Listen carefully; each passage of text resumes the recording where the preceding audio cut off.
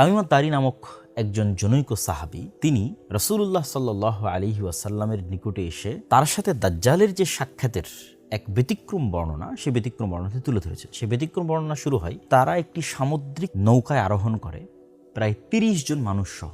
৩০ জন মানুষ সহ একটি সামুদ্রিক নৌকায় আরোহণ করে। সামুদ্রিক নৌকায় আরোহণ করার পর শাহরান, প্রায় ১ মাস লাইবা বিহিমুল মাউজ, ঝড় বৃষ্টি তুফানের কারণে যে আকাশে তারা এবং চাঁদ দেখে তারা যে দিক ঠিক করতো এবং দিক ঠিক করে যে সফর করত, এটা তাদের পক্ষে করা সম্ভব হয় না। তথা কোন দিকে নৌকা যাচ্ছে ঝড় বৃষ্টি এবং ঢেউয়ের তাণ্ডবে, সেটা তারা বুঝতে পারতেছে না। ১ মাস পর যখন মোটামুটি একটু ঠান্ডা হলো, ঝড় বৃষ্টি একটু কমে গেল, তখন তারা একটি দ্বীপে পৌঁছে গেল।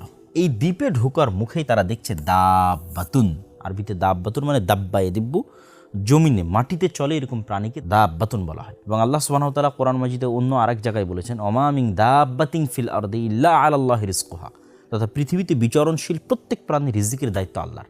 ওখানেও কিন্তু দাব্বা ব্যবহার করা হয়েছে। এবং আরেকটি বিষয় মাথায় রাখতে হবে, কিয়ামতের পূর্ব মুহূর্তে দাব্বাতুল আরজ নামে একটা প্রাণী বের হবে, এটাও কিয়ামতের আলামতগুলোর একটি। অসংখ্য সহিহ হাদিস আছে যেটা দাজ্জালেরও পরবর্তীতে ঘটবে, যে দাব্বাতুল আরজ বের হবে। তো ওই জাজিরা তথা ওই দ্বীপে প্রবেশের মুখে তারা একটি প্রাণী দেখলো, যে প্রাণী কাসীরু শার, প্রচুর পরিমাণে চুল দিয়ে ঢাকা।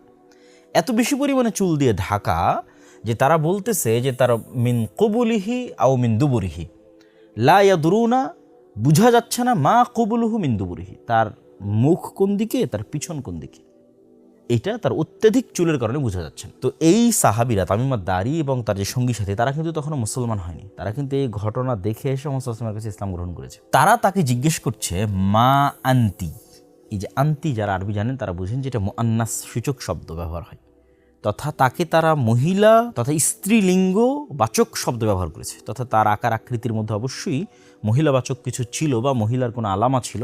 এবং সেও যখন উত্তরে বলেছে আনাল জাসাসা, আমি হচ্ছে গোয়েন্দা।